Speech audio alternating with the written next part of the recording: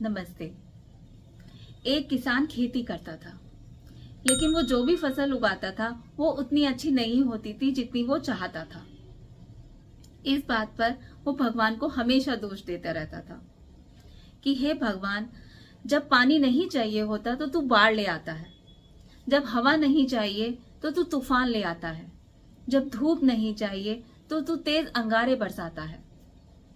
अगर मैं तेरी जगह होता तो अपनी फसल को चौगुना अच्छा करके दिखाता, लेकिन तू ऐसा क्यों करता है? जिस चीज की जितनी जरूरत है क्या तू उतनी नहीं दे सकता?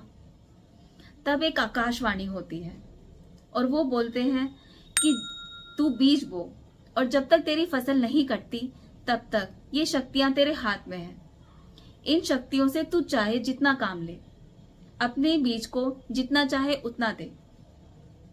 तब वो अगले दिन बीज बोता है और जब तक उसकी फसल लहलहा नहीं आती तब तक जितनी धूप, हवा, बारिश उसकी फसल को चाहिए होती है उतनी ही उन्हें देता है।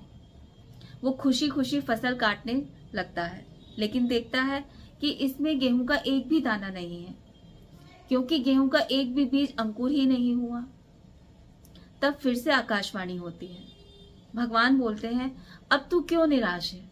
अब तो सारी शक्तियां तेरे हाथ में थी और जितनी धूप, हवा, बारिश तुझे चाहिए थी तूने उतना अपनी फसल को दिया। तब वो बोलता है कि हे भगवान, मैंने सब कुछ बराबर बराबर जितना चाहिए था उतना अपनी फसल को दिया, लेकिन तब भी इसमें बीज का एक भी अंकुर नहीं फूटा।